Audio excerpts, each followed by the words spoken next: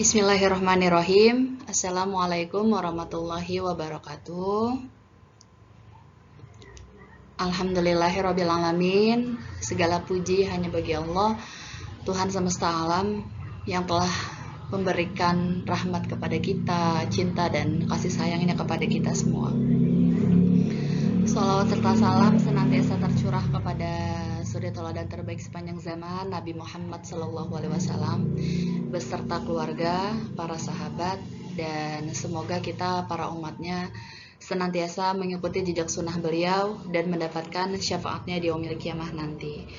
Amin amin ya robbal alamin. Ya, apa kabar teman-teman? Apa kabar semuanya?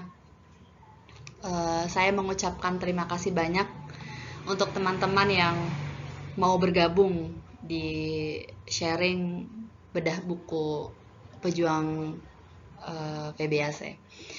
Semoga ikhtiarnya, segala waktunya Allah balas dengan pahala yang berlipat ya. Amin amin ya rabbal alamin.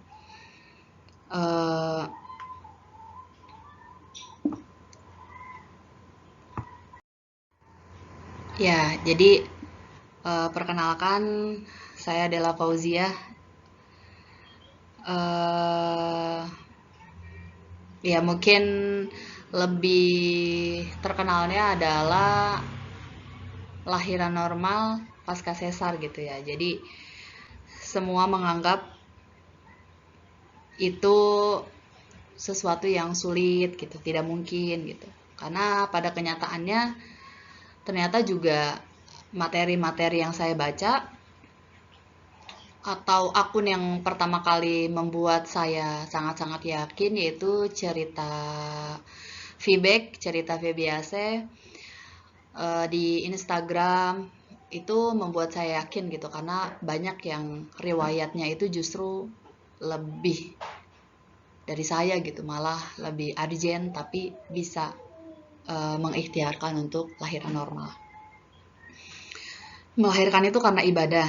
Jika Allah sudah memberi jalan lahir dengan fungsi terbaik dan sempurna, kalah dengan teknologi tercanggih apapun, mari kita yakini dan persiapkan gitu. Jadi kita ikhtiarkan bahwa bukan sekedar gaya-gayaan atau hanya ingin dianggap aku sudah hebat nih karena bisa lahiran normal, enggak, tapi karena kita mengikhtiarkan yang terbaik gitu, karena ini ibadah. Nah, ibu yang baik bukan melahirkan normal, bukan pula sesar. Ibu yang baik bukanlah yang full ASI, bukan pula yang campur ASI dan sufor. Ibu yang baik bukanlah yang jaga anak pakai pengasuh, bukan pula yang mengurus sendiri. Ibu yang baik bukanlah yang memakai popok sekali pakai, bukan pula popok kain. Ibu yang baik bukanlah ibu yang kerja kantoran, bukan pula yang ibu rumah tangga. Nah, ibu yang baik adalah yang bahagia, yang menerima diri apa adanya, menjadi terbaik versi dirinya sendiri. Nah, kalau yang dibilang mungkin EGP lah ya, mau dibilang orang kita nggak baik, ya terserah gitu. Karena memang pandangan baik, kita harus punya standar menurut diri kita. Apalagi jika kita seorang muslim, kita harus punya rambu-rambu, kita harus punya acuan, yaitu mengikuti Tuhan kita, mengikuti Allah gitu. Bahkan ada dalam firman-Nya, yaitu bertakwalah kamu kepada Allah dan ketahuilah bahwa Allah Maha melihat apa yang kamu kerjakan gitu. Jadi dari proses melahirkan secara normal, kita pun diikhtiarkan untuk mampu full ASI hingga 2 tahun gitu. Jadi menjadi versi terbaik tentu bukan tanpa landasan. Sesungguhnya Tuhan sudah memberikan petunjuk, juga rambu menjadi terbaik. Maka mari kita ikhtiarkan, karena hamil, melahirkan, menyusui, mengurus anak, dan segala aktivitas kita adalah ibadah. Sepakat ya gitu. Jadi ketika kita udah berjuang, lantas nggak sesuai harapan kita gitu. Kayak misalkan anak pertama saya sesar gitu. Terus juga tidak full ASI gitu, karena saya menyadari adalah kesalahan diri saya sendiri yang kurang memberdayakan diri gitu. Nah, karena semua itu bisa diperjuangkan selama itu baik menurut medis, bahkan perintah Allah gitu, perintah Tuhan kita gitu. Nah, kenapa kita nggak memperjuangkan untuk bisa lahiran normal, untuk bisa mengasihi gitu hingga full selama sampai 2 tahun. Janganlah kau bersedih hati. Sesungguhnya Tuhanmu telah menjadikan anak sungai di bawahmu. Dan goyangkan pangkal pohon kurma itu ke arahmu, niscaya pohon itu akan menggugurkan buah kurma yang masak kepadamu. Makanlah kemudian, minum dan bersenang hatilah engkau gitu.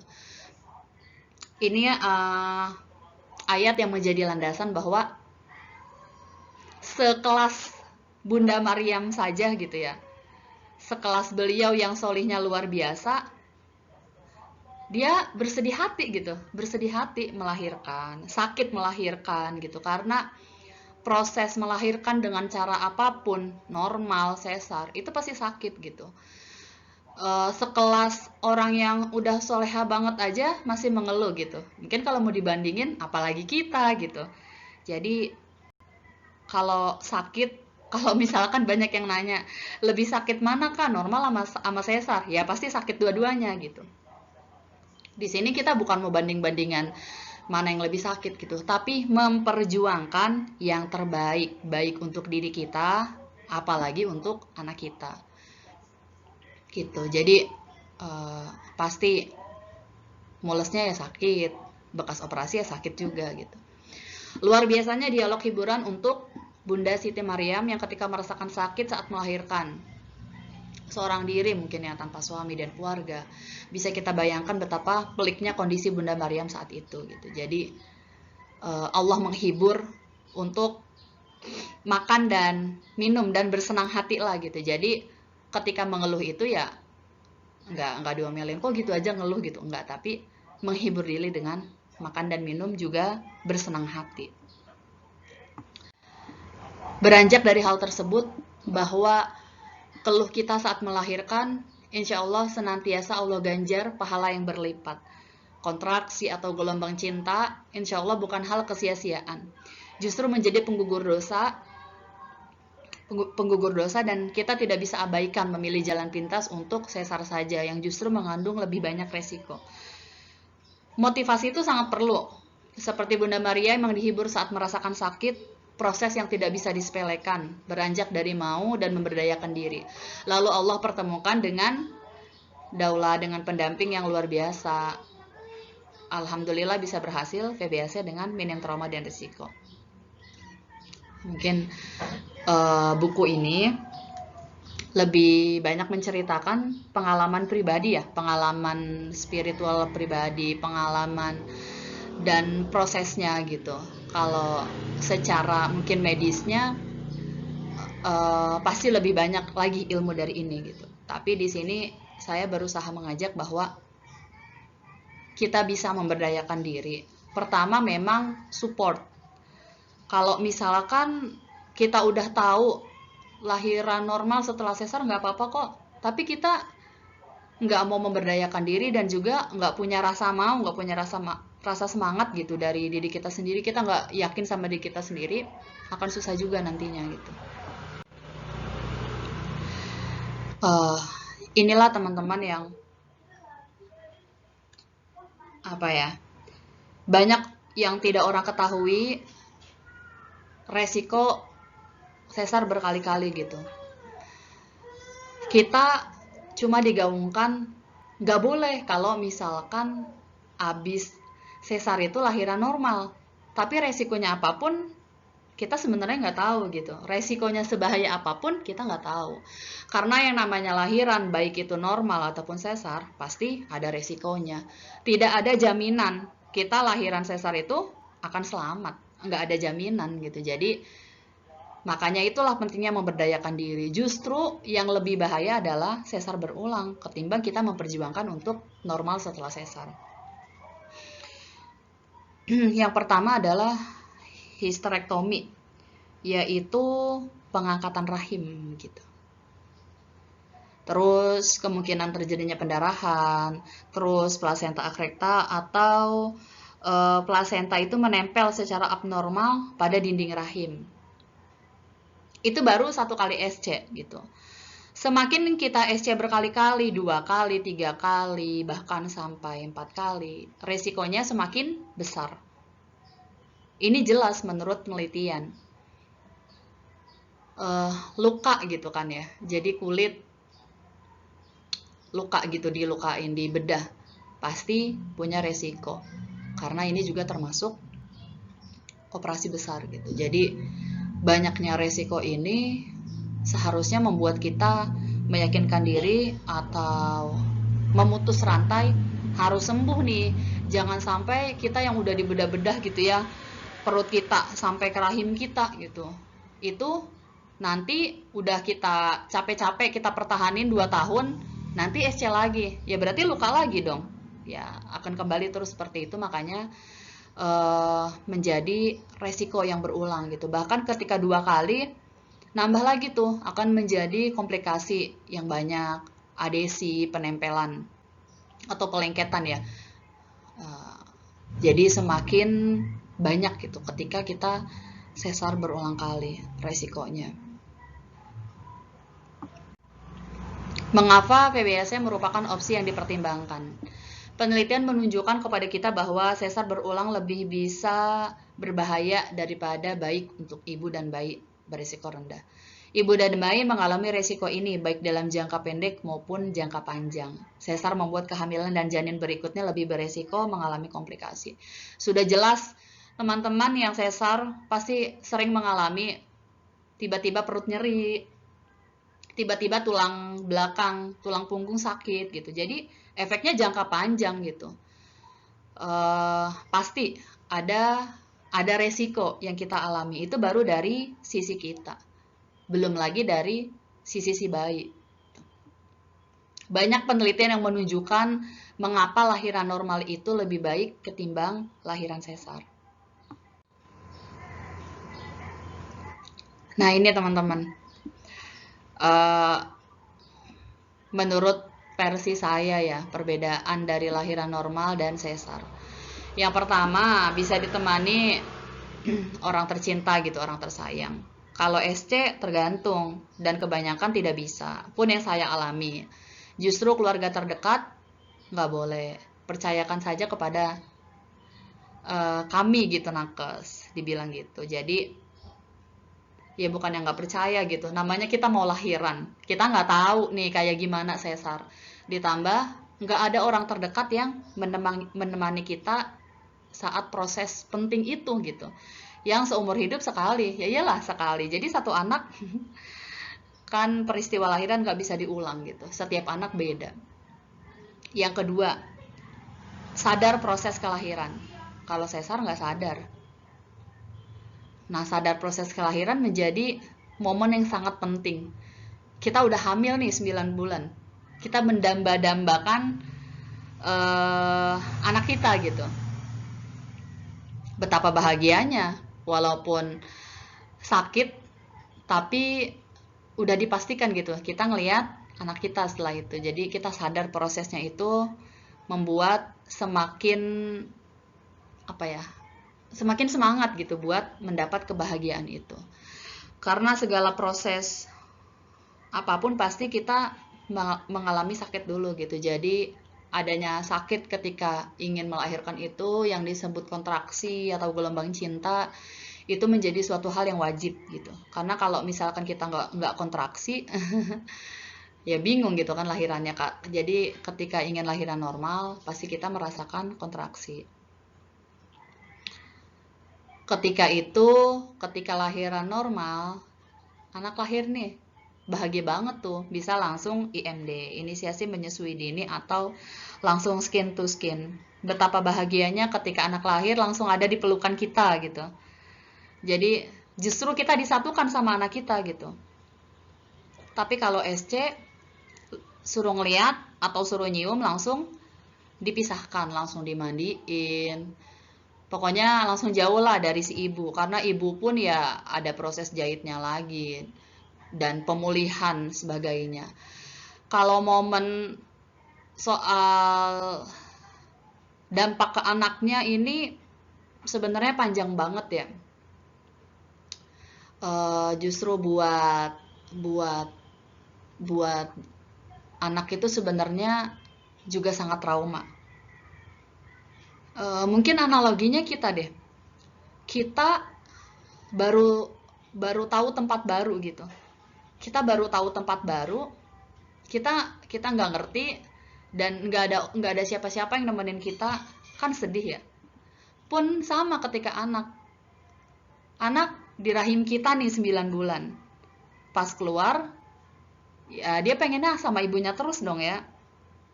Nah, sebenarnya kalau misalkan bayi boleh milih pun, bayi sebenarnya sangat-sangat ingin ketika lahir itu disambut, bahkan dipeluk sama ibunya langsung gitu. Yang dia udah sangat kenal banget gitu selama 9 bulan. Gitu. Jadi, saya berpikir, kenapa kok yakin banget baru jaraknya 14 bulan udah normal gitu. Bahwa saya sangat-sangat ingin memberikan yang terbaik untuk anak saya gitu. Ketika anak lahir langsung disambut benda tajam kalau SC. Belum pencahayaan yang terang banget. Itu kan sakit buat si bayi gitu.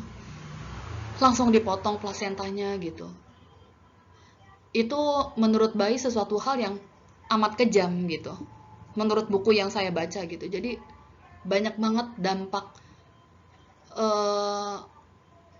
mungkin dampak medis yang tidak baik untuk si anak gitu. Jadi sebenarnya kalau yang membuat saya yakin adalah bahwa saya sangat ingin memperjuangkan hak untuk anak saya untuk bisa lahiran normal. Gitu. Karena banyak banget manfaat untuk bayi itu sendiri gitu ya. Terus yang sedihnya adalah mengkondisikan aurat. Normal rata-rata ya bidan semuanya wanita gitu. Kalau SC kita nggak bisa milih gitu. Kita siapa milih-milih dokter gitu. Kita nggak bisa memilih tim. Kebanyakan dokter lelaki. Memang dalam hal ini ya nggak apa-apa, nggak dosa. Cuma istilahnya ya memperjuangkan yang terbaik aja lah. Selagi kita tentulah ya lebih nyaman, lebih enak ya. Ketika yang menangani kita ya sama seperti kita gitu.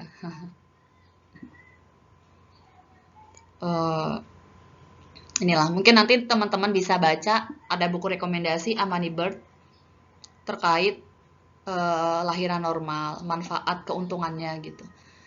Ketika baca itu saya jadi sangat yakin untuk bisa lahiran normal karena demi anak gitu. Karena saya merasa mau lahiran dengan cara apapun nggak ada jaminan kita selamat apa enggak gitu. Jadi mau lahiran normal ya bisa kemungkinan mati, mau lahiran sesar juga bisa kemungkinan mati. Tapi saya pilih yang lebih baik untuk anak resikonya gitu. Jadi saat itu udah benar-benar pasrah. Mau meninggal juga ya nggak apa-apa, syahid gitu. Cuma yang terbaik buat anak apa jalannya? Ya normal, saya harus ikhtiarkan gitu. Teman-teman, tidak ada yang gagal VBIC gitu. Tidak ada yang gagal dalam melahirkan secara alami memang baik. Bukan berarti sesar juga adalah jalan yang buruk. Pasti ada beberapa kondisi yang udah nggak bisa lahiran normal ya sesar gitu. Jadi bukan berarti sesar itu adalah jalan yang buruk. Ada kondisi di mana yang memang sesar itu adalah jalan yang baik kalau memang kondisinya sudah urgent dan membahayakan janin atau ibunya. Kita berikhtiar, namun ketika tetap sesar, itu berarti sudah qadarullah. Yang penting kita mengikhtiarkan. Sejatinya tidak ada yang gagal dalam melahirkan. Tidak ada yang gagal menjadi ibu sempurna. Dengan cara apapun kita melahirkan, insya Allah kita sudah berjuang gitu. Jadi kita harus percaya bahwa Allah menilai prosesnya, bukan hasil. gitu. Bahkan salah satu hal yang bisa terus mengalir pahalanya adalah amal jairiyah gitu. Artinya apa?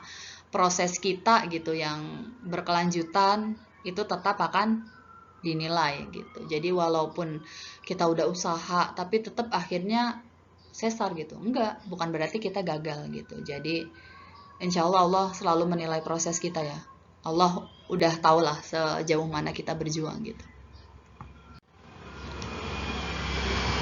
Ada hikmah di balik sindiran gitu dengan pembuktian ilmiah bahwa lahiran normal pasca sesar sangat bisa diikhtiarkan karena informasi yang beredar justru lebih banyak bahaya untuk normal setelah sesar, bukan bahaya sesar berulang yang kemungkinan komplikasi sangat mungkin gitu. Jadi kenapa saya pengen banget sharing tentang bisa lahiran normal, karena kebanyakan yang saya tahu juga sebelumnya ketika sesar saya merasa ya udah gagal nih, ya nggak bisa lahiran normal nih. Nah tapi ternyata setelah cari tahu sangat bisa gitu, dan pengen sharing gitu bahwa kita bisa kok mengikhtiarkan untuk lahiran normal.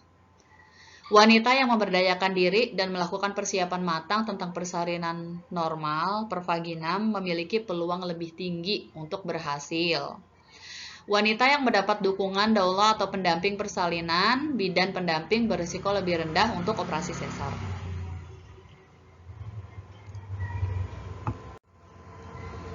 Motivasi untuk terus memberdayakan diri, menciptakan tim untuk yakin pada diri sendiri, pada ilmu medis yang ilmiah dibandingkan apa kata mereka yang berbicara tanpa dasar. Jadi berharap buku ini bisa memotivasi kita semua bisa sama-sama nih saling mendukung untuk menciptakan tim yang kita yakin dulu sama diri sendiri gitu, dan saling meyakinkan gitu. Jadi yakin sama diri sendiri bagus, tapi lebih banyak support itu lebih bagus gitu. Jadi saya sangat didukung sama suami, sama orang tua, sama mertua. Itu merupakan support yang sangat bagus gitu buat kita menciptakan tim untuk semakin bisa berhasil. Juga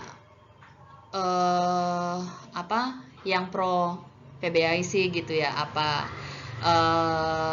nakesnya gitu, memberikan informasi ilmiah bahwa berbagai alasan untuk sesar adalah pilihan terakhir karena semua ada solusi jika memberdayakan diri gitu. Jadi memberikan informasi bahwa kita jangan asal terima darah tinggi nih nggak bisa buat lahiran normal, minus nih nggak bisa, ini nih nggak bisa gitu. Jadi jangan langsung terima, jangan nelan mentah-mentah gitu. Walaupun udah dokter, jangan nelan mentah-mentah, tetap harus belajar lagi gitu.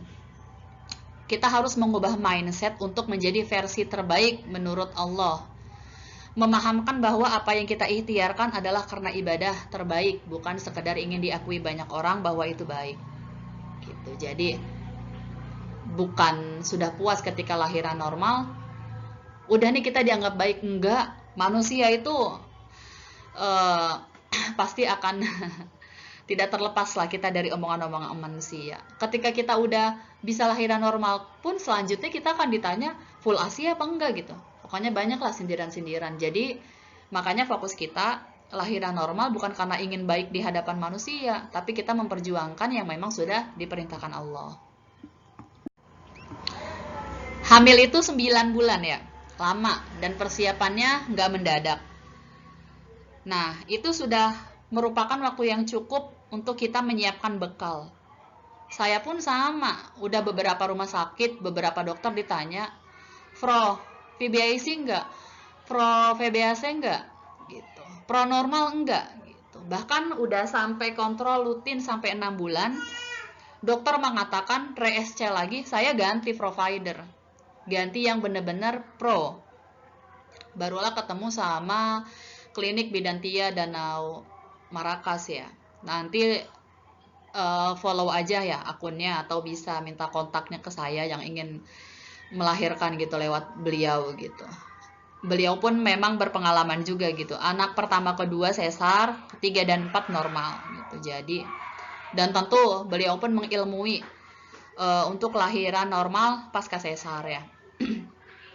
gitu. Jadi sangat-sangat bisa kita siapkan dan sangat bisa menabung untuk biaya melahirkan. Saya sering dengar, Mbak Adela mah bisa melahirkan normal pasca sesar. Karena ternyata ketika tahu nominalnya, menurut sebagian besar orang mahal gitu. Padahal menurut saya itu pun persiapan gitu. Jadi semua butuh persiapan. Karena memang di klinik Bu Bidan memang tidak menerima BPJS. Tentu kita untuk menyambut kelahiran buah hati yang udah kita tunggu-tunggu gitu ya. Harus butuh persiapan yang terbaik. Dan biaya segitu mungkin nggak ada apa-apanya ketimbang nikmatnya lahiran gitu. Mungkin kalau misalkan anak itu gedenya cepat, mungkin pengen lahiran terus kali karena minim trauma gitu. Jadi lahiran sebenarnya nggak sakit, yang sakit mulesnya. Jahit juga nggak sakit. Ya jadi memang semua butuh persiapan. Kita harus persiapkan segala kebutuhan PBIC, baik itu spiritual, pikiran, fisik, jasmani ya. Karena 9 bulan itu menurut saya waktu yang sudah cukup lama gitu untuk kita persiapan semua. Jadi nggak ada kata, dia mah bisa karena kaya, dia mah bisa karena pinter, dia mah bisa karena apa, jangan. Langsung aja ketika memang sudah ada yang bisa, kita mempersiapkan diri yang kita bisa gitu. Ya, insya Allah kita semua bisa memberdayakan diri dengan motivasi untuk yakin lahiran normal gitu. Jadi itu sharingnya. Panjang ya. Lengkapnya ya pasti tentunya ada di buku. Buat teman-teman juga yang sudah membeli buku, saya ucapkan terima kasih banyak. Semoga bermanfaat gitu ya. Yang belum bisa pre-order lagi di Famedia Publishing ya. Itu aja teman-teman yang bisa Dela sampaikan.